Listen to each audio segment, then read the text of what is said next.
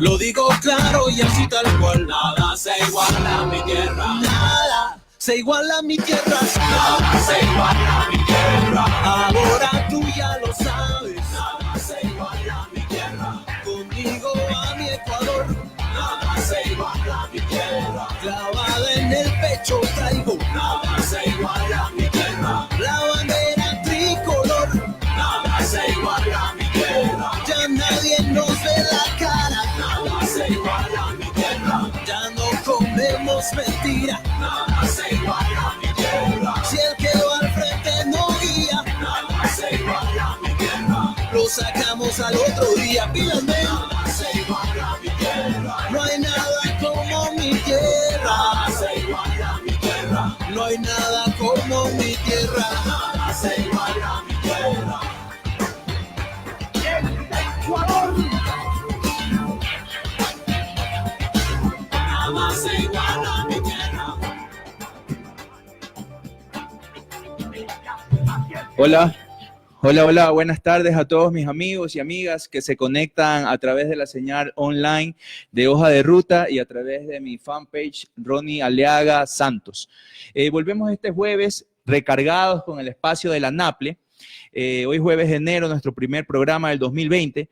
Iniciamos esperando que les haya, bueno, que hayan pasado unas felices fiestas, la celebración de Navidad, Año Nuevo, en unión de todos sus seres queridos y además las mejores vibras, los mejores deseos para este año 2020, que sea lleno de mucha esperanza, de mucha organización, convicción.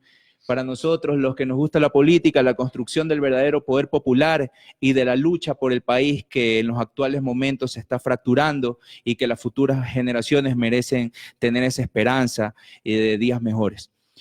Como siempre, les recuerdo que este programa está hecho por ustedes. Así que también quienes quieran participar durante los próximos programas, en las próximas ediciones, los invito a dejarnos sus datos de contacto por interno para que puedan venir a la transmisión de la NAPLE y estar en cabina y conversar de los temas que a ustedes les pueda interesar. Bueno, en esta semana, que ha sido la primera semana regular de labores, hemos recordado fechas que sin dudas marcan la sociedad de hoy. Como por ejemplo, recordamos el día de hoy los 20 años de la dolarización, que llegó tras un feriado bancario que terminó con la vida y la separación de cientos de familias, de ahí la gran población de hermanos migrantes en distintas partes del mundo.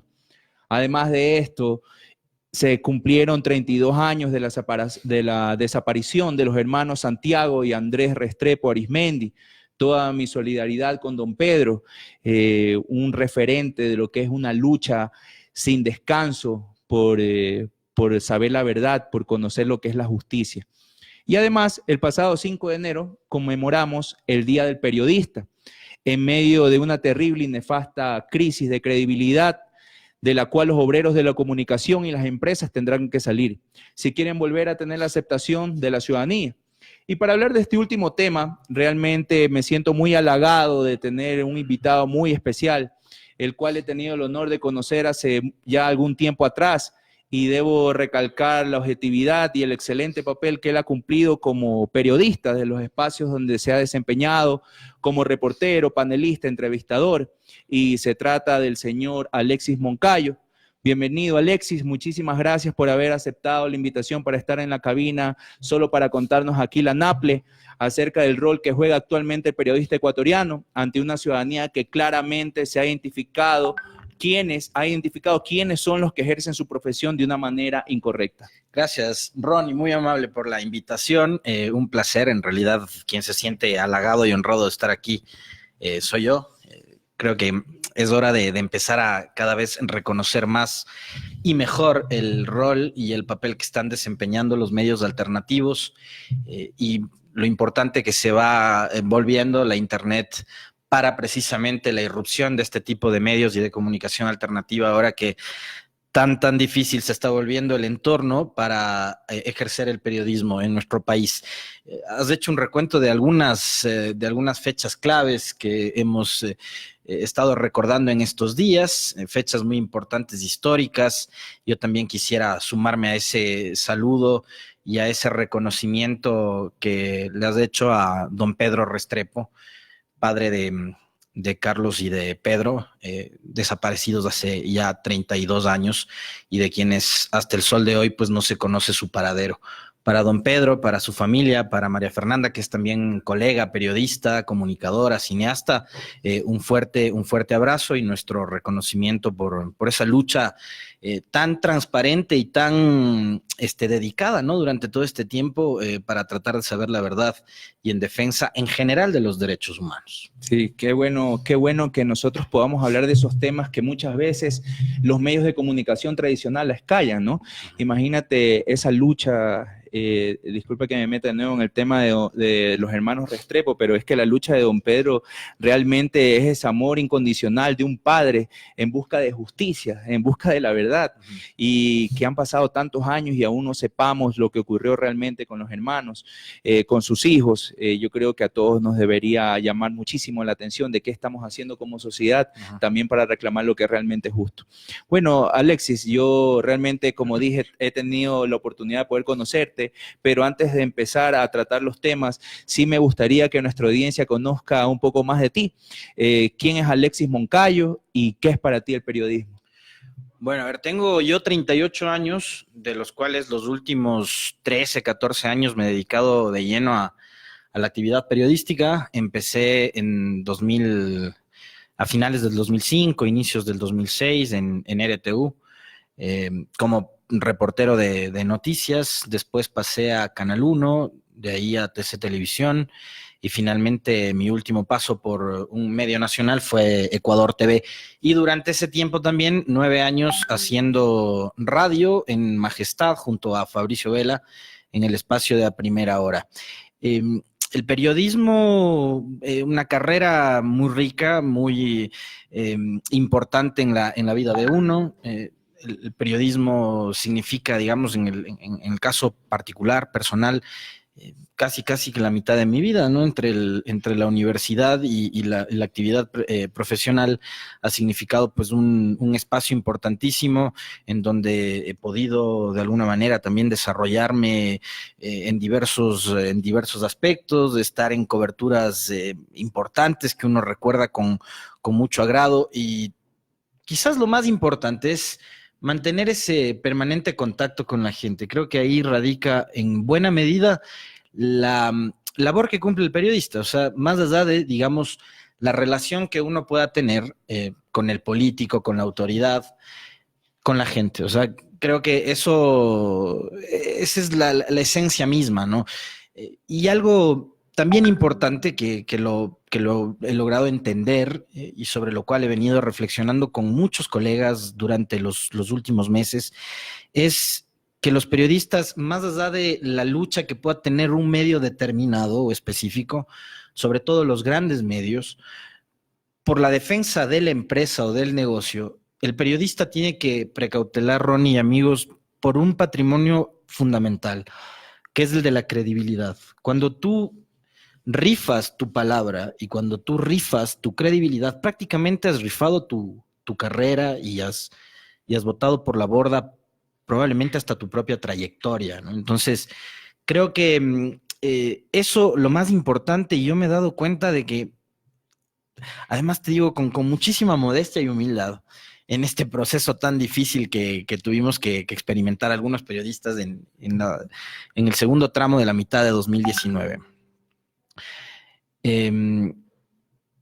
Se ha logrado crear un patrimonio de credibilidad y de confianza en la gente, y eso a mí me hace sentir muy, muy halagado.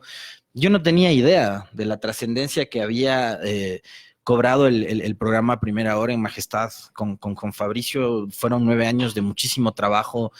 Fue más una carrera de largo aliento. No fue una cosa que duró, no fue un proyecto que duró 6 meses, 1 año, 2 años. Fue un tema de casi una década, ¿no? Fueron 9 años y un poquito más que estuvimos al frente juntos. Fabricio todavía sigue con el espacio, y donde vimos que se generó incluso una suerte como de militancia, ¿no? De gente que estaba totalmente identificada con el espacio y con el programa. O sea, esa fue la casi década ganada. La nuestra. Claro, Claro. porque claro. fue casi década ganada. Claro, casi, pero fueron un poquito más. Entonces, pero ese fue el proyecto más importante dentro del área de la comunicación. Personalmente, Ajá. definitivo, sí. A primera hora es como un hijo. Fue un proyecto que nació un día tomándonos un café cuando Fabricio en esa época nos invitó a Ana María Roura, que era una periodista de Teleamazonas que ahora está trabajando para la BBC en Londres. Y empezamos ahí el proyecto juntos los tres. Después en el camino que pasaron algunas personas más, tanto en el tema de producción, coordinación, como también en el espacio de entrevistas y de la locución, pero en el camino nos dimos cuenta de que éramos los dos y finalmente nos quedamos juntos y mira tú, o sea, creo que al final logramos ya consolidar un espacio que, insisto, o sea, yo en este tramo he visto la gente completamente identificada con el espacio y con los periodistas. Eso es algo fantástico. Eso te iba a decir, porque es un programa que no tiene un corte popular, es informativo, los panelistas siempre son personas muy preparadas que van a exponer sus temas. Ustedes a la vez también lo hacen de la mejor manera, de una manera muy profesional, pero la aceptación que tiene en el común de los ciudadanos es espectacular, ¿no? Entonces, yo escuchaba cuando pasó en diciembre el impasse que tuviste con Sebastián Roldán, secretario de la presidencia, que hubo estos dimes y diretes y hubo esa confrontación en vivo cuando tú estabas haciendo tu trabajo y la otra persona se siente aludida y empieza a atacarte. Realmente la ciudadanía se dio cuenta, ¿no? Como tú dijiste, tú tienes la credibilidad, estás haciendo tu trabajo, la otra persona se siente ofendida y empieza a atacarte. Pero ¿cuál es la enseñanza que te deja este evento? Porque tú has tratado de buenos, malos, feos, de todo, pero ¿qué experiencia te deja este evento sucedido? Porque pienso yo, y quizás nos puedes contar, eso marca tu salida de ahí. Digamos que fue como el arranque de un proceso en el cual empecé a reflexionar sobre si era o no era necesario y qué tan saludable era de que yo siga ahí. Porque los ataques en mi contra venían desde tiempo atrás, no fue específicamente lo sucedido con este funcionario. Hoy justamente en la mañana me preguntaban si yo me había sentido ofendido por los ataques que él llegó directamente a incriminarme, ¿no? Y no me sentí ofendido, no me sentí para nada señalado por el funcionario pero lo que sí sentí es que él llegó con una clara consigna, que era la de ensuciar el programa. ¿Por qué? Porque días antes, Ronnie y amigos, y esto es muy bueno que la gente lo sepa, nos enteramos de que el gobierno había contratado un estudio para medir sobre todo a los espacios críticos, poquísimos espacios críticos dentro de la comunicación que existen y que operan todavía, y entre esos estábamos nosotros. Y les dicen que los dos periodistas con mayor nivel de exposición en el actual momento éramos Fabricio Velello. Entonces, si tú tienes que el resto del gabinete no quiere ir a primera hora porque no les gustan lo que preguntamos, no les gusta la forma en que preguntamos, porque no les gusta a los periodistas, el tono en que preguntan, etcétera, etcétera, resulta que Roldán va. Y va con la consigna de ensuciar el programa y de tratar de dañar mi imagen, porque a eso fue. Pero yo no me sentí aludido. ¿Por qué? Porque el tipo empieza a hablar de los amigos de Alexis. Yo te pregunto a ti y les pregunto a todas las personas que nos están viendo. Con un país como el nuestro, que está ahora mismo sumido en una profunda crisis económica, donde tienes que más de 260,000 empleados públicos perdieron su trabajo, a eso sumemos todos los trabajadores del sector privado, donde tienes que 6 de cada 10 ecuatorianos no tienen empleo, donde tienes que hay hospitales que están atravesando una profunda crisis del manejo administrativo por temas de corrupción, como es el caso del Teodoro Maldonado en Guayaquil. Hemos visto imágenes incluso de roedores caminando en los pasillos de los hospitales porque ante la falta de recursos y el ajuste presupuestario en los sectores más sensibles como salud, educación, no hay limpieza, no hay servicio de sanidad y demás, etcétera, etcétera. Resulta que ante todos los problemas más acuciantes e importantes que tiene este país, al funcionario lo que le urgía era ir a hablar de mis amistades. Oye, y cuando se hizo la tendencia los amigos de Alexis, Claro. Créame que con mucho respeto yo decía, cómo se volcó la ciudadanía a respaldarte, ¿no? Fueron todo el sentido de decir, bueno, le están topando el pana, yo también estoy aquí. Muchos políticos también se sumaron.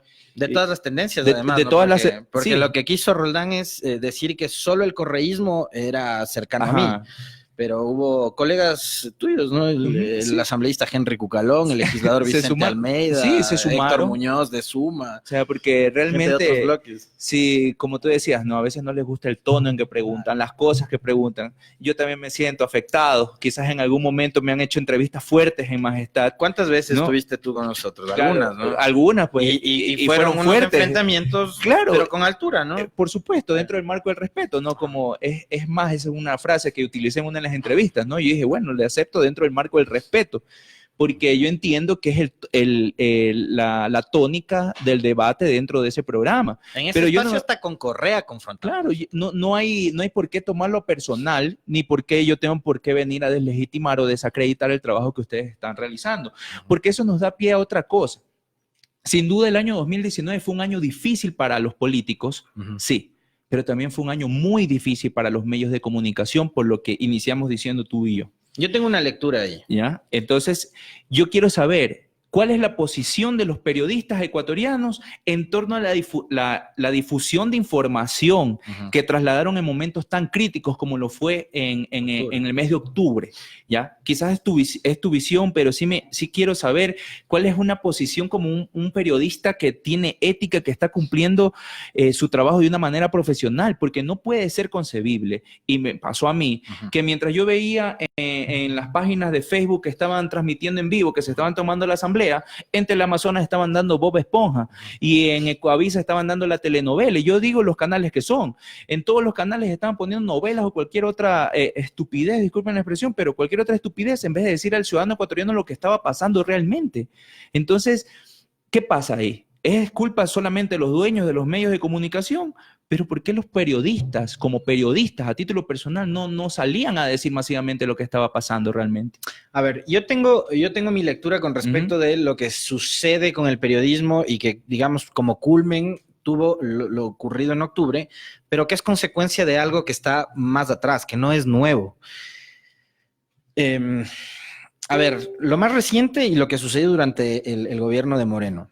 Tú tienes una prensa, la gran prensa de Ecuador, que ha hecho un acompañamiento al gobierno del presidente Moreno. Hemos visto una prensa que ha actuado prácticamente como un aliado de Moreno durante los últimos 2 años y medio. Entonces, si haces un acompañamiento de un gobierno que, producto de su ineficiencia, de su ineptitud, de las actitudes del mandatario, de sus funcionarios, etcétera, tiene al día de hoy un índice de credibilidad que está por debajo del 20% según varias marcas encuestadoras, yo creo que es mucho menos incluso. Yo creo que terminan siendo víctimas solidarias los medios de comunicación. La baja credibilidad se debe también a que los medios se han convertido en altoparlantes de las tesis oficiales. Y yo podría señalarte un clarísimo ejemplo, que además algunos medios de comunicación de la forma más, y periodistas de esos medios, de la forma más cínica, han dicho: nosotros no tenemos por qué rectificar porque esa información nos la dio el gobierno. La del puente a la nada, en Mataje. ¿No? El gobierno les entregó a los medios de comunicación un video, unas fotos de un supuesto puente que no conducía a ninguna parte, que supuestamente el gobierno de Correa lo había construido para ayudar al tráfico de drogas, porque ese fue el discurso. Y resulta que 2 semanas después de que los medios en Ecuador y un par de medios internacionales también que vinieron a hacer una gira para tratar de posicionar ese mensaje, Juan Manuel Santos, presidente de Colombia de ese entonces, dice que el compromiso no lo había asumido y no lo había cumplido su país y su gobierno en concretar lo que correspondía al tercer eje vial entre Ecuador y Colombia. Y era aquel puente que conducía de Mataje, Esmeraldas de Ecuador, a la zona de Tumaco en Colombia. Entonces, si tú tienes medios de comunicación y periodistas que han acompañado todos esos discursos oficiales y ese relato y esa narrativa del gobierno de Moreno, que ha desembocado en mentiras que han sido con el tiempo demostradas como tal, tienes también que los medios terminan siendo copartícipes y asumiendo también la responsabilidad de repetir esas mentiras, ¿no? Ahora, esta agenda es una de los medios de comunicación que son los, como tú dijiste, los altoparlantes del gobierno nacional. Pero también hay otra, hay una agenda de deslegitimar a los comunicadores también. Hay una agenda de persecución en contra de los comunicadores. Pasó en su momento contra tu compañero Fabricio, pasó contra ti, contra varios comunicadores, ¿no? Contra Francisco Herrera. Contra Francisco Herrera. Entonces, esta agenda de persecución, de generar desprestigio hacia su imagen, ¿cuál crees que es el objetivo de esa agenda? Si se supone que ellos son los aliados de los medios, pero ¿por qué desprestigian a estas personas? Porque ustedes no son partidistas. Ustedes son periodistas objetivos. Entonces, ¿cuál es el objetivo de esa agenda? De hecho, yo públicamente he dicho que en lo político me ubico en el andarivel de la socialdemocracia, pero de la socialdemocracia de verdad, pues no de la que se alió con Correa para desfalcar el IES y ahora está refugiado en Perú, o la socialdemocracia que se alió con Moreno para repartirse los cargos en mayo en la Asamblea. Así es. La socialdemocracia de verdad. Creo que lo de octubre también marca un antes y un después para la prensa, porque ahí cometen el error de darle la espalda a la gente. Y yo hace unos días atrás, Ronnie, voy a hacer una infidencia. Conversé con una colega periodista de un canal de televisión y me decía, fíjate tú que la orden que nos daban a los reporteros era no dar pie a declaraciones de la gente en contra del presidente Moreno. Así de una. Entonces, recuerda tú cuántas imágenes hay de reporteros en la calle que retiraban el micrófono de la boca de las personas, ¿no? Me eliminaste mi siguiente pregunta, porque ¿eso es ético o no es ético? No, pero para nada, pues. ¿Y por qué lo hacen en vivo? Porque están cumpliendo órdenes y eso es algo lamentable, Eso significa, Ronnie y amigos, que los periodistas no están manejando las salas de redacción, que las salas de redacción de los medios de comunicación no están siendo controladas por periodistas, sino por empresarios o por prácticamente los dueños o gerentes de las empresas de comunicación. Eso es algo muy, muy triste, muy lamentable. Y mira tú, en esa época de crisis de octubre, el primer día que explota ya la rebelión social, ciudadana, llamémosla como sea, yo le planteo al equipo, porque nuestro programa es de 6 a 8:30 de la mañana. Y yo les digo a Wendy y a Fabricio, me parece que hay que hacer otra emisión al mediodía. Consultemos a Santo Domingo, que es donde está la matriz de Majestad. La jefa nos dice, sigan, adelante, vaya, programa de 12 a 13 horas. Hacemos el programa de 12 a 13 horas y nos dio un resultado espectacular. Nos dice, no, tienen que hacer el programa ahora de 17 a 19. Y durante 2 semanas hicimos 3 emisiones de a primera hora. En la mañana, al mediodía y en la noche. Y nos fue espectacular. E hicimos lo que muchísimos otros medios, grandes medios, se negaron a hacer, informar. Fuimos al Arbolito, hicimos entrevistas a dirigentes indígenas, transportistas del Frente Unitario de Trabajadores, asambleístas, los pocos funcionarios del gobierno de Moreno que querían hablar. Recuerdo uno de ellos, Paul Granda, hicimos una entrevista con él, el presidente del directorio del IES, y algunos otros analistas, catedráticos, periodistas, etcétera. Nosotros sí decidimos jugárnosla por la ciudadanía, ¿no? Leíamos los mensajes de la gente, nos enganchamos con muchos de los medios comunitarios que estaban transmitiendo, nos enlazamos con Wambra Radio, nos enlazamos con Radio La Calle, nos enlazamos con algunas plataformas de internet que estaban transmitiendo, y a partir de ahí empieza el primer ataque en redes sociales en mi contra, y de ahí al programa y a la radio y al auspiciante, que eso es algo que yo nunca había visto. Le atacaron a una marca de café, que es la que auspiciaba el programa, etiquetándola. No. Y de ahí les rebota en contra esa estrategia tan absurda y ridícula de los troll centers, que no generan opinión porque no son personas, porque no razonan, porque lo único que hacen es reproducir insultos. Y les rebota en contra. Tanto es así que, fíjate tú, esta es otra anécdota muy simpática de esto. Esta marca termina ubicándose a final de 2019 como una de las 5 marcas más vendidas del Ecuador, a partir del ataque de los trolls de octubre, de los trolls manejados por el gobierno. Es que el mal obra, mal le va, ¿no? Así es, pero les ¿sabes resultó qué? en contra. Tú mencionaste varias cosas. Una de las que me interesa es cuando tú hablas de los medios de comunicación que no están ejerciendo su rol. Yo lo veo desde la parte política, que actualmente vivimos en un estado de opinión, donde el ciudadano solamente se informa de lo que dicen las cadenas tradicionales. La cadena tradicional te dice que la corrupción vino de la década pasada y que lo que está haciendo el presidente Moreno es bueno, y se lo creen. Aunque estamos destruidos en la patria entera, de cabo a rabo estamos destruidos.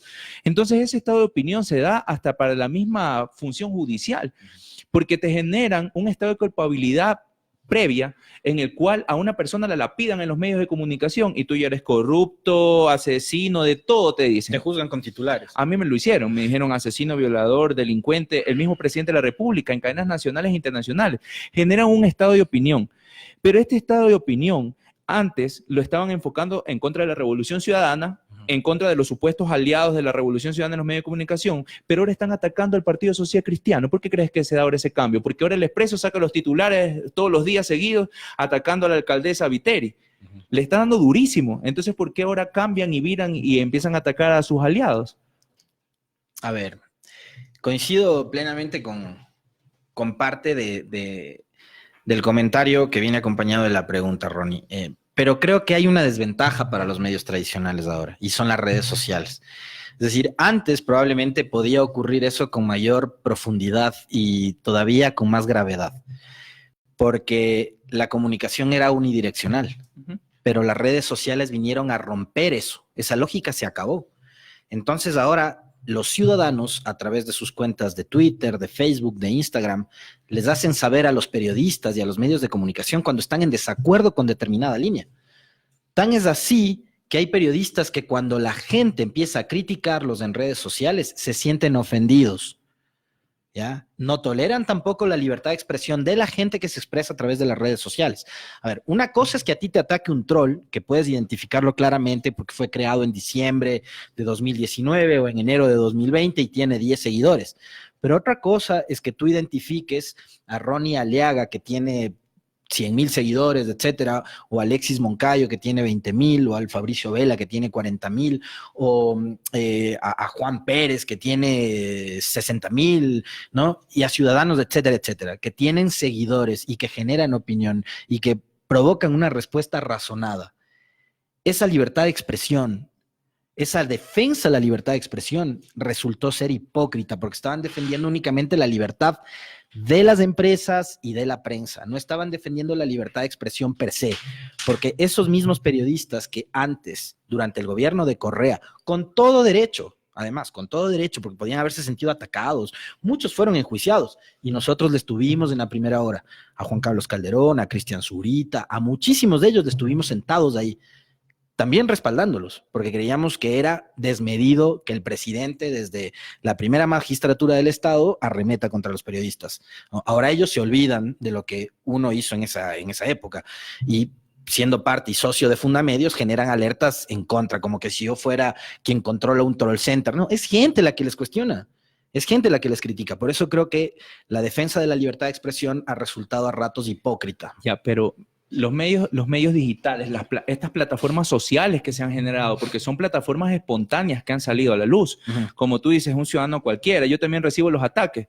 Las cuentas que son creadas entre mayo del 2019 hasta diciembre del 2019, todas con 10 seguidores. Así y empiezan a insultarme, a decirme lo mismo, pero con palabras cambiadas nomás. El troll center. Ok, pero estos medios digitales realmente cumplieron un rol muy importante en momentos críticos que hemos pasado ahora, en estos últimos meses. Cumplieron un rol muy importante. Me gustaría que me expliques para ti cuál fue ese rol realmente importante de estos medios digitales, pero también que tienen ese rol, pero también tienen una responsabilidad muy grande, ¿ya? Muy grande. A ver, me quedaba como deuda responderte el tema del ataque a la alcaldía socialcristiana, por cierto. A ver, yo noto ahí un viraje y un cambio en el discurso de determinados actores del periodismo y de la comunicación que en este momento puede ser una lectura muy, muy personal y muy particular, porque no la sé. Estaba tratando de conversar hace unos minutos con alguien diciéndole, cuéntame a qué se debe, pero ¿cómo están las comunicaciones? Me dice, te cuento almorzando, por celular no te puedo contar. ¿no?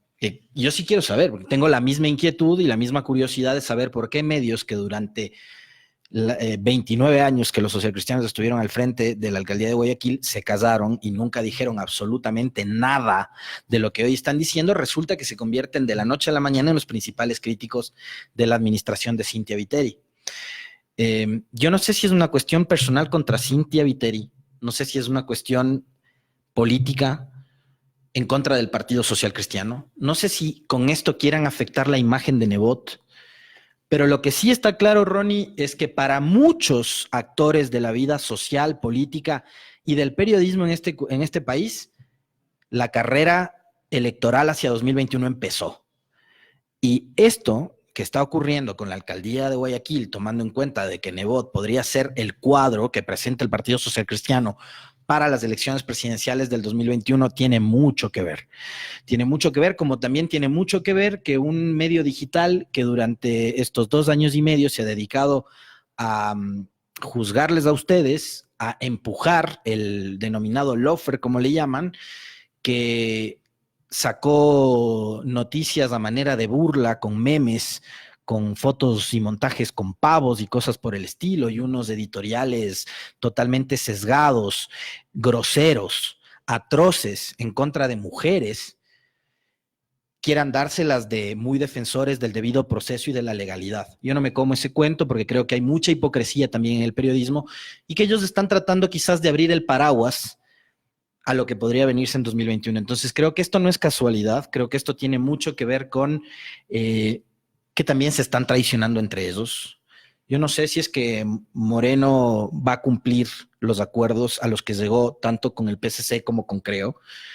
Me da la impresión de que con Creo es más sólido el acuerdo, que con el Partido Social Cristiano de alguna manera hay un distanciamiento producto de aquello del comportamiento de la bancada social cristiana en la asamblea, en votaciones que han sido claves y en donde han coincidido con ustedes. Y eso es política, ¿no? Así es la política. En democracia. En democracia es así, a veces puedes coincidir, en otras vas a discrepar. Eso no quiere decir, y yo no voy a caer en el juego de mencionar que hay una suerte de acuerdo bajo la mesa entre el socialcristianismo y el correísmo, pero han coincidido.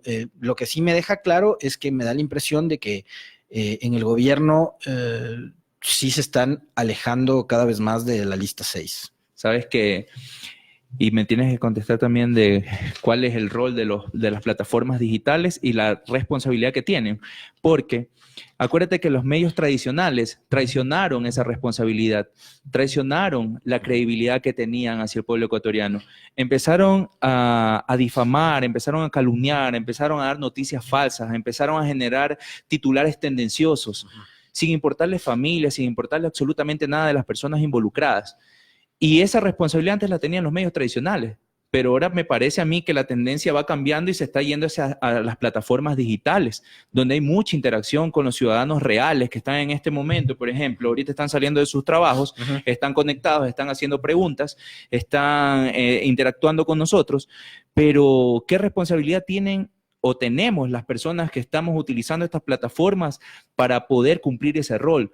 Porque quizás algunos estamos haciendo las veces de un comunicador cuando no tenemos esa preparación. Estamos tratando de ser lo más apegados a la verdad, a la justicia, a dar una información veraz, objetiva, pero ¿cuál es el rol y cuál realmente sería la responsabilidad que tenemos? A ver, yo creo que el desafío termina siendo el mismo, Ronnie, tanto para los grandes medios como para los medios que están emergiendo, para las plataformas digitales, para la comunicación alternativa. Yo creo que el camino es acercarse más a la gente. Creo que de ahí nace una nueva semilla para hacer comunicación que pueda sostenerse en el tiempo, porque las audiencias son personas.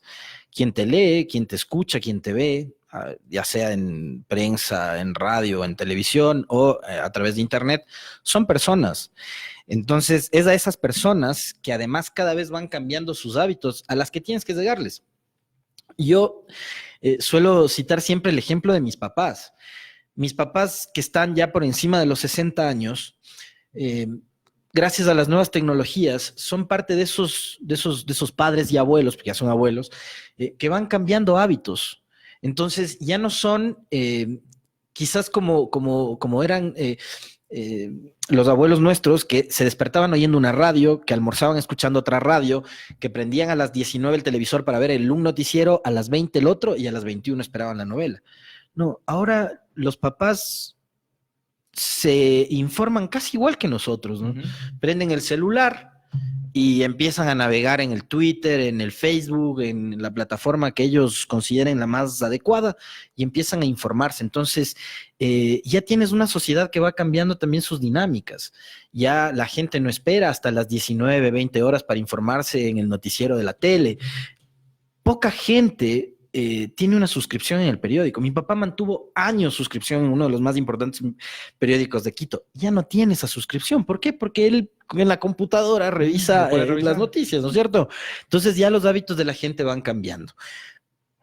Y los medios, tanto los grandes medios como los nuevos, los que van emergiendo, tienen que adaptarse a esas inquietudes de la gente, a esas necesidades. Si se alejan de eso y piensan únicamente a partir del negocio y de la pauta, ahí estamos jodidos. Sabes que ahí estamos jodidos. La crisis de credibilidad se dio por lo que tú mencionaste. Tenemos una audiencia voraz de conocimiento, una audiencia que se ha adaptado al nuevo momento, a la era digital, que es más audaz, es más despierta, que quiere el contenido en tiempo real. Ajá. O sea, si pasó en este momento el problema, quieren saber en este momento cuál fue la resolución del problema. Ya no se aguantan hasta el día siguiente que hagan la impresión del periódico y que te llegue a tu casa. No, ya quieren en el momento. Pero también hay ese miedo, ¿verdad? Por parte de las plataformas digitales de poder trasladar esa información, porque empieza el bloqueo mediático, empiezan los ataques a través del aparataje comunicacional que tiene el gobierno, porque es una persecución por parte del régimen, no es una persecución por parte de los medios de comunicación. Y tú mencionabas algo, tú contabas dentro de una anécdota que el día de hoy te habían dicho, te querían dar una información, pero te dijeron, pero la hablamos almorzando o comiendo, porque por el celular no la podemos conversar. Es ese sentimiento que tienen los actores sociales, los actores políticos, de que a todos nos están persiguiendo, a todos nos están investigando, nos tienen interceptados los celulares, que tenemos que tener mucho cuidado con lo que se dice, así no sea nada malo, porque todo lo pueden sacar de contexto y resulta que de aquí a mañana te quieren acusar de un delito, porque quizás hiciste una broma o una broma que malinterpretaron, sacaron de contexto y ahora sí eres un delincuente o lo que sea. Sí, viste lo que me pasó a mí en Twitter el 28 de diciembre, Día de Inocentes, ¿o no? La de que dijiste lo de la candidatura. Claro. Sí, vi. Te dieron durísimo. No, al contrario. Pero gente... sí que te reclamaron que ni en broma digas esas cosas. No. Al contrario, verás. Yo en redes sociales, ahora que ya no estoy ejerciendo el periodismo, digamos, entre que comparto información, pero también hago mucha crítica satírica, como usando el sarcasmo, que a la gente le encanta, ¿no? Y el 28 de diciembre, que es Día de Inocentes, se me ocurrió poner que habías llegado a un acuerdo con Leonidas Issa para una candidatura a la asamblea, ¿no? Y todo el mundo entendió que se trataba de una inocentada. Menos el más vivo de los vivos, que fue un ex consejero presidencial, ¿no? Que además dicen que es uno de los que está más cerca de los troll centers, que es este señor Cuesta. Entonces él me retó a lanzar, me dijo que no iba a sacar ni el 3% de votación. Estoy seguro que ese 3% debe ser más de la popularidad que tiene ya el gobierno a estas alturas. Pero por supuesto, pues. Entonces... y más de lo que lo conocen al propio señor que te retó, pues, ¿no? Desde luego, claro. Pero yo estoy seguro que tengo más credibilidad y tendría más apoyo. Pero eso, digamos, era una broma. Yo lo que sí creo es que, insisto, el mayor desafío es volver a ver a la gente. Ese es el desafío de todos los medios y de los periodistas, es volver a ver a la gente. Porque hay un tema esencial. A ver, aquí alrededor nuestro también hay comunicadores. Y no me van a dejar mentir. Pero a los periodistas, cuando les entregan el título de licenciado, daría la impresión de que también les dan una patente de corso y el derecho a creerse por encima del bien y del mal. Los periodistas son intocables en este país, Ronnie. Yo no sé quién les hizo creer eso. Son como cualquier otro profesional, abogados, médicos, arquitectos, ingenieros, susceptibles de crítica todo el tiempo. Pero aquí en este país los periodistas se creen como vacas en la India, o sea, se creen sagrados, ¿no? Son intocables, ¿no? No hay como decirles nada, no hay como voltearles a ver a algunos periodistas en Cuidado, este te país. expulsan del gremio por andar diciendo esas declaraciones. Yo ya estoy fuera, o sea. ¿Sabes qué?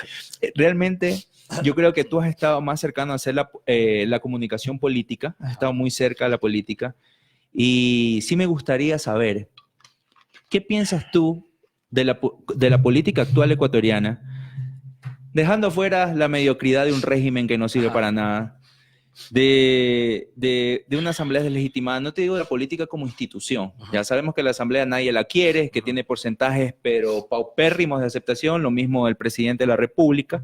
Pero yo te digo la política. ¿Tiene futuro esa política? ¿Tú qué ves en el panorama político? ¿Realmente tenemos una oportunidad o hay una luz de esperanza al final de todo esto malo que nos ha pasado? Yo creo que es un panorama sumamente incierto. El de la política. Creo que es un panorama incierto. Creo que durante este 2020 los ecuatorianos vamos a tener que reflexionar muchísimo. Vamos a tener que sentarnos a conversar las familias, vamos a tener que volver a encontrarnos muchas familias que se han disgustado por los temas políticos. Vamos a tener que empezar a plantearnos la idea de construir un verdadero país desde la unidad. Pero creo que eso también es muy difícil. Creo que es muy difícil porque incluso dentro de las mismas tendencias hay fricciones, hay diversidad de criterios, hay egos, hay vanidades. Y muchas veces ese tipo de problemas se anteponen a las cosas más importantes. A ratos yo me doy cuenta de que la clase política pone por delante las urgencias que tienen los partidos y las agendas personales a los temas importantes. Eso creo que fue el reflejo de lo que ha sido aquel episodio nefasto. Creo que es la peor entrevista que hubo en los 9 años de programa en La Primera Hora. Y mira que tuvimos entrevistados de lujo en ese programa, ¿no? Uno de ellos, saliéndonos del ámbito de la política, fue Daniel Saiz, que fue pianista de Soda Stereo, estuvo con nosotros ahí. Tuvimos entrevistas maravillosas en La Primera Hora, pero esa fue la peor. Y fue la peor por eso, porque estaba por delante la agenda, el ego, la vanidad de un funcionario por encima del interés nacional, de un país que estaba ávido de informarse, de conocer, de saber. Creo que mientras no logremos superar todas esas taras, sumada la tara del odio que han fomentado durante los últimos años la clase política dominante actualmente, difícilmente vamos a lograr construir un nuevo Ecuador. Creo que ese es el problema más y el obstáculo más grande que tiene ahora nuestro país. No sé si tú como político en tus recorridos, en las caminatas que haces, en los encuentros con la gente, te transmiten esas necesidades. Claro que ahora mismo hay otras más acuciosas, ¿no? El hambre, el trabajo, salud, educación. la salud, exactamente. Pero la recomposición del Ecuador es algo fundamental, porque ahora tenemos un país que está despedazado, desunido, dividido por cómo han fomentado el odio. Yo te pregunto algo. Con la apreciación que tú tienes, que está muy claro en el panorama, sobre todo enfocándonos en el sector social, saber las demandas ciudadanas, acercarnos a la ciudadanía, y como tú lo mencionas, yo en mis recorridos escucho esas cosas. ¿Puede ser un periodista que tiene esa experiencia tan vívida, ¿ya? ¿Puede pasar del periodismo ser un verdadero político?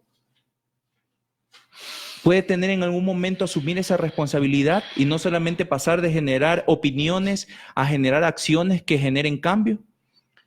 Yo creo que puede hacerse eso, Ronnie, pero creo que en mi caso yo soy de los que piensa que esa decisión debería ser permanente.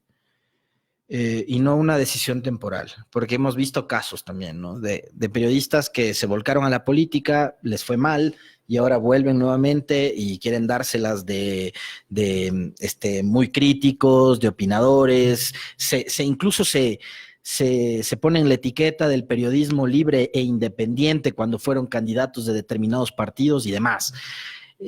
creo que si tomas la decisión tiene que ser una decisión definitiva. O sea, o te dedicas a hacer política o te dedicas a ser periodista de por vida, pero no puedes estar en esa ambigüedad de que voy, me lanzo de candidato, pierdo y vuelvo al set de televisión o a la radio. O sea, creo que tienes que tomar una decisión. Es como lo que me pasó a mí ahora, porque mucha gente decía, no, pues ya se va de candidato. Yo no voy de candidato a nada, la política no me interesa. Otros decían, esto es un efecto marquetero, ya van a ver que vuelve después de fin de año otra vez y con más popularidad. Yo no estoy en la radio, me mantengo al margen.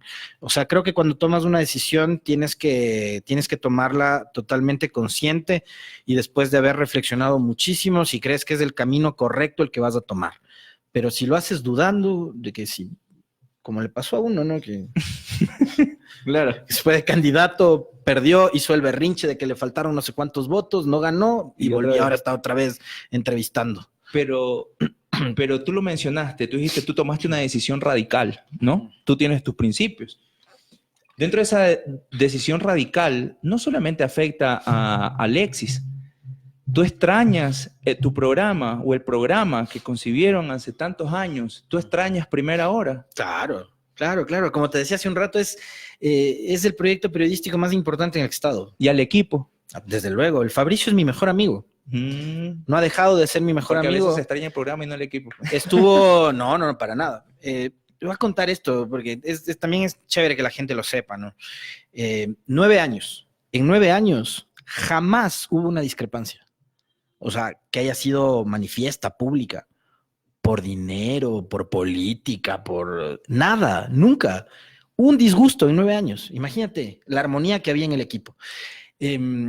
A ratos éramos muy fastidiosos con nuestra coordinadora, con la carismática, con Wendy.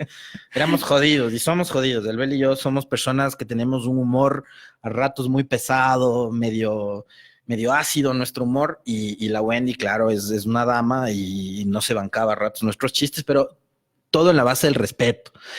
Yo les extraño un montón. La Wendy igual es una de mis buenas amigas, una además colaboradora de Primera Hora de absoluta confianza. Tú a ella le podías confiar lo que sea, sabías que de ella nunca iba a salir nada.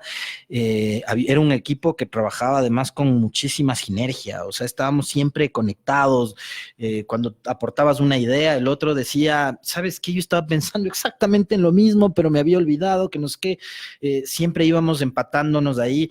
Teníamos divergencias y teníamos diferencias en algunos puntos con el Fabricio, pero pues, él es del MLE, yo soy de la Liga, por ejemplo, es una diferencia irreparable. Es el equipo más ganador del Ecuador, 4 veces campeón de América. Se acabó el tiempo, ya se nos ha ido rápido el programa. Entonces esa vez era una diferencia irreconciliable, pero... sobre esas diferencias nosotros mantuvimos siempre una relación de profundo respeto por ese detalle. Éramos mejores amigos y somos mejores amigos. Este sábado estuvimos compartiendo un almuerzo hasta entrada la noche ya con el Fabricio. La amistad está ahí, la relación está ahí. Eso es algo que no se acaba por una decisión personal. Sabes que tú lo has dicho expresamente, que tú no tienes ninguna intención de entrar a la política. Uh-huh. Y la pregunta que yo te hice de si un comunicador puede ser político es también porque he visto cómo políticos luego se hacen comunicadores. ¿Ya? Tienes al Mashi, pues, que hace el conversando con Correa. Tienes políticos que se hacen comunicadores. Y no lo hace mal Correa, porque Correa creo que una de sus virtudes era ser un buen comunicador. Uh-huh. Transmitía bien el mensaje. Acuérdate los ejercicios de las sabatinas. Eso es algo que, por ejemplo, con el Fabricio siempre debatíamos sobre el rol pedagógico que tienen las sabatinas. Y hay un producto académico que lo escribieron Mauro Cervino y la Isabel Ramos, que es una muy, muy querida amiga mía, sobre el rol pedagógico que cumplían las sabatinas.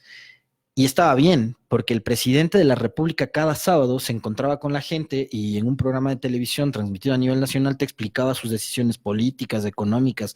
A ratos se metía en terrenos medio pantanosos como los judiciales, que no eran de su competencia, uh-huh. Pero también cometía errores cuando se metía a pelear con determinados actores de la vida pública y tenía ese segmento de la libertad de expresión y es de todos, donde se mofaba de los periodistas y cosas por el estilo, que a mí no me caía bien. Y la prepotencia de Correa a mí no me caía bien. Y un día, la última vez que lo tuvimos en persona a Correa en nuestro espacio, tuvimos una de las conversaciones quizás más subidas de tono con el expresidente. Porque yo ahí le cuestioné aquel episodio en el que él les llamó gordita horrorosa a Sandra Ochoa. Y con nosotros, a pesar de que mucha gente al Fabricio y a mí nos etiqueta de correístas, que le hacemos el juego al correísmo, que Correa nos financia y no sé qué tonterías más, en nuestro espacio, y después de repreguntarle 2 veces con nosotros, Correa admitió que pudo haber sido un error y que fue un error haberles llamado de esa forma a Sandra Ochoa. Claro, o sea, al final del día, el respeto, como tú dices, el respeto ante todo. Y Correa es humano, sí, no deja de ser humano. Es que ese es el tema, ¿no? Muchas veces piensan que porque tú estás frente a una pantalla y siempre te están viendo y tienes la oportunidad de estar frente a un micrófono también y comunicar, no te puedes equivocar. Por supuesto que se pueden equivocar y asimismo pueden enmendar o rectificar lo que se ha hecho. Yo a donde quería llegar también es al tema de como así tú me pones el ejemplo de Rafael, que ahora ejerce como comunicador y que también coincido que lo hace muy bien y está en este momento de una manera pedagógica enseñándonos quizás una coyuntura internacional que también se está reflejando en nuestro país.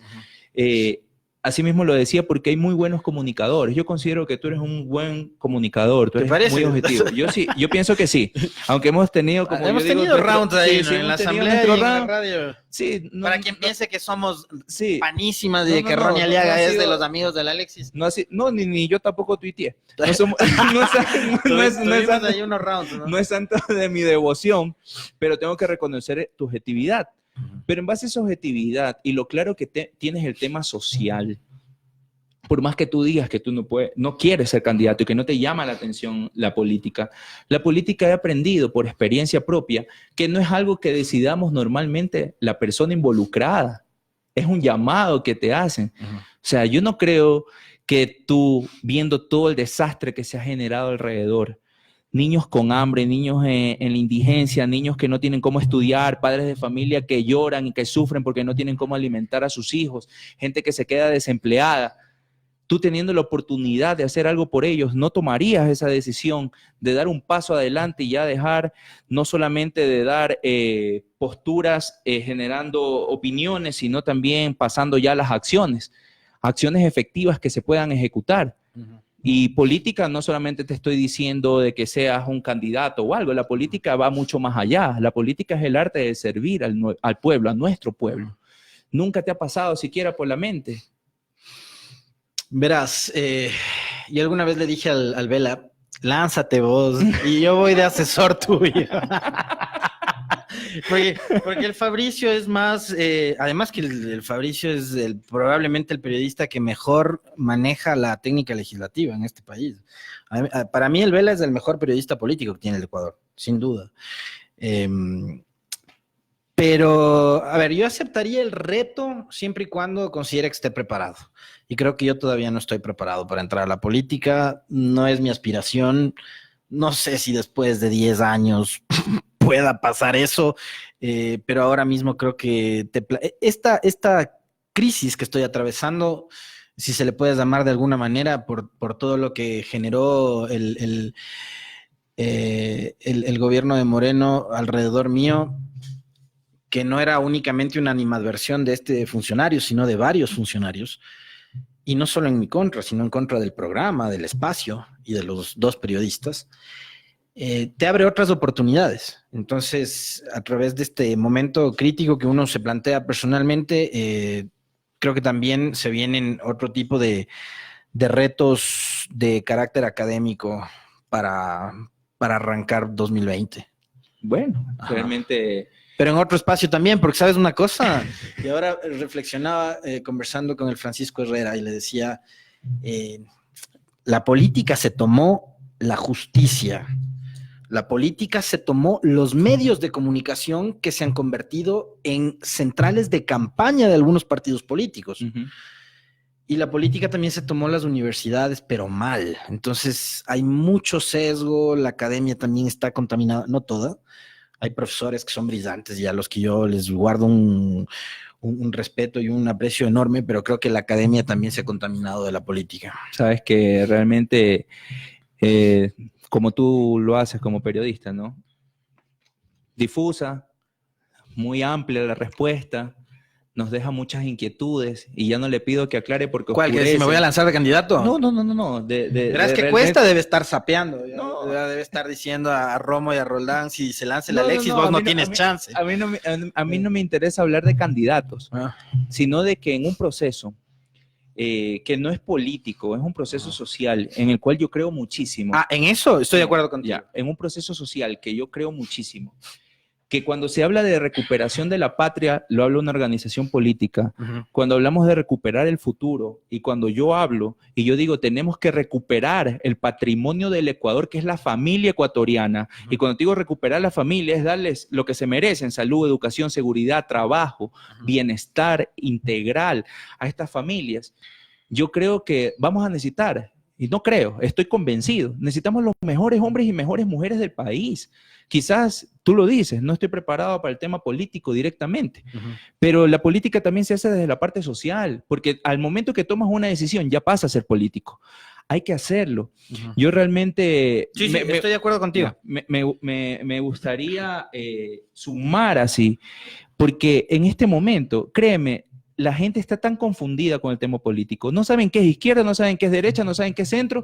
La gente lo que dice es, a mí no me ponen el plato de comida en la mesa. Ahora hay causas, más Sí. que orillas ideológicas, creo que hay causas, ¿no? Por ejemplo, el tema del feminismo, el tema del ambientalismo, el tema de la defensa de los animales, La libertad de expresión. la libertad de mismo, expresión. la Hay libertad causas, de sí, expresión. que no son potestad de izquierda o de derecha. Exactamente. Entonces, desde los ciudadanos indignados, ¿verdad? Hacer una resistencia, pero una resistencia efectiva contra un régimen, porque ahora es un régimen que está controlando todo por cálculos políticos, lamentablemente, y yo les aceptaría sus pugnas y sus peleas si no afectaran al común de los ecuatorianos. Y yo creo que eso nos tiene que doler y nos parte el alma a las personas que nos preocupamos. Ayer veía, Ronnie, a propósito de esto que tú señalas, un titular de un editorial, de un medio digital, claramente identificado con un candidato presidencial, que decía,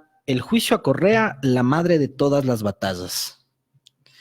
En un país, insisto, o sea, va a resultar cansón, pero yo sé que la gente que nos ve y nos escucha va a estar de acuerdo en el fondo con esto.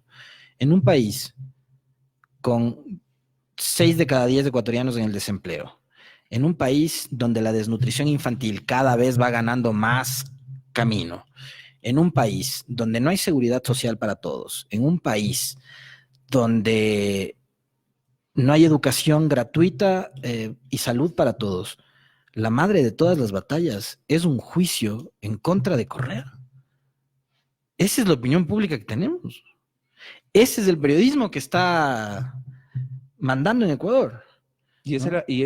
Para esa batalla, que es, mira, ahí es la libertad de expresión. O sea, ellos pueden decir lo que les dé la gana, pero no están actuando de una manera objetiva. Y dentro de esas batallas que necesitamos muchos soldados. Pero es que ahí es donde imponen capitanes. sus agendas. Y la agenda Pero los políticos. de un medio de comunicación que responde a intereses particulares de un candidato presidencial no es la misma agenda que tiene la gente de los barrios de Guayaquil que tú visitas. No es la misma agenda que tiene la gente del campo que yo visito. Cuando me voy de vacaciones, pero no me voy a hacer... Mire, realmente el pueblo ecuatoriano, y en la lucha que yo te digo, por recuperar la credibilidad de los comunicadores, de los medios de comunicación, es ahí donde se necesitan muchos soldados y pocos capitanes. ¿Cómo te puedo hacer una pregunta ahora y me voy a poner en el rol de entrevistador? Por supuesto. Es Es que aquí es libre, aquí se puede hacer eso. Pues los Este- periodistas se ponen bravos cuando yo les pregunto. No, yo no soy así, pues. Pero es que vos también con qué periodistas te has juntado últimamente. Oye, Ronnie, ¿cómo ve el político al periodista? No hablemos de la visión del asambleísta Ronnie Aliaga, de la postura o la línea editorial de determinado canal de televisión, que sabemos cuál es, o de un periódico que tuvo pugna durante el periodo anterior, etcétera. Al periodista que enfrentas en la asamblea en el hall de entrada, ¿cómo lo ves? ¿Cómo lo analizas? Bueno, yo lo veo y en primer lugar sé que son personas que manejan mucha información.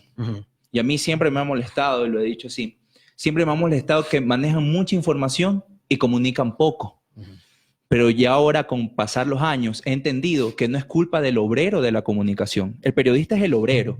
de la comunicación. Él hace el trabajo, lo coge, es como el diamante, lo empieza a pulir la información, la entrega al medio de comunicación y el medio de comunicación dice, no, esa no es mi línea editorial y yo no voy a sacar eso. Entonces los periodistas son muy buenos periodistas, pueden ser los mejores. Tratan de sacar la verdad, ¿ya? Y hay muchos, pero realmente en este momento, en la actualidad, hay muy pocos que sean objetivos y que sean muy veraces en lo que están haciendo. No me satisface el trabajo del periodismo. Hay desconfianza. Pero por supuesto.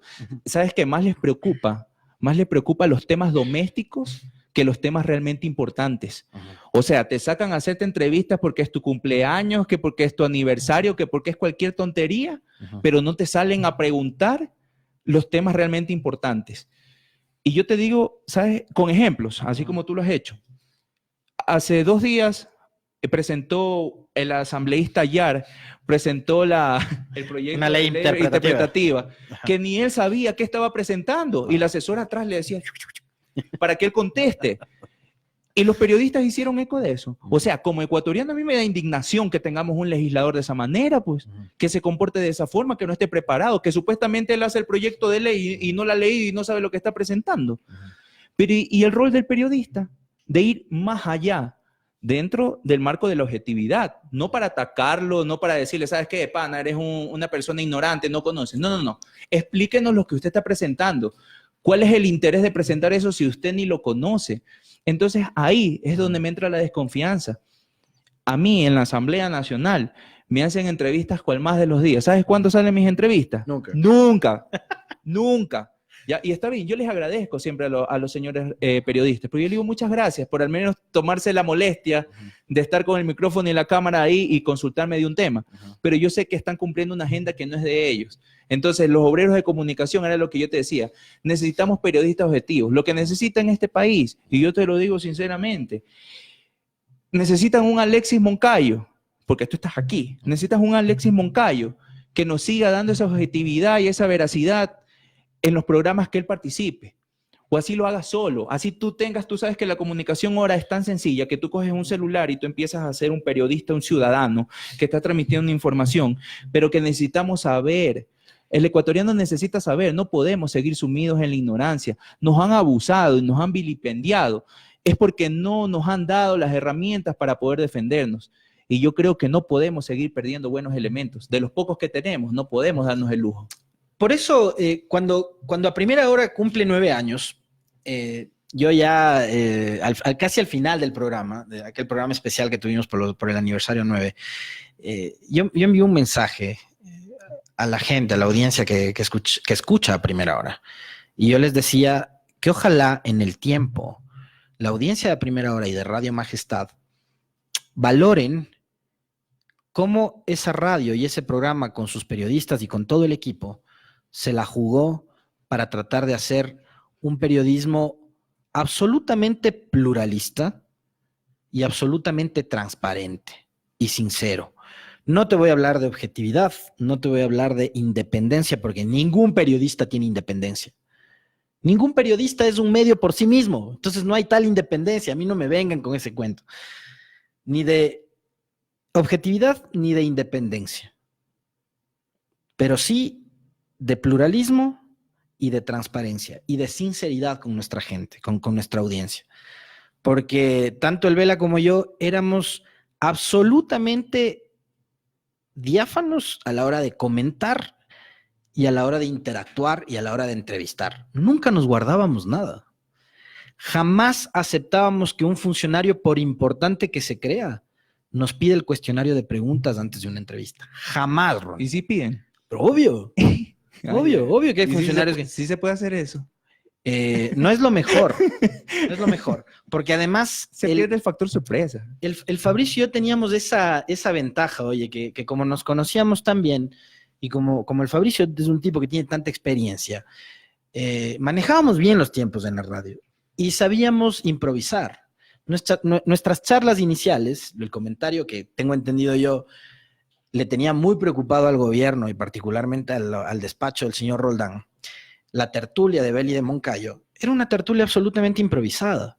Nosotros jamás hacíamos guiones, libretos, hablábamos del día a día, de la coyuntura, porque Bel y Moncayo no dejan de ser ciudadanos, ciudadanos que padecen el tráfico, ciudadanos que pagan impuestos, ciudadanos que caminan por las calles, a los que les asaltan, a los que les roban, etcétera, etcétera. Entonces, era una charla de dos periodistas totalmente identificados con la gente.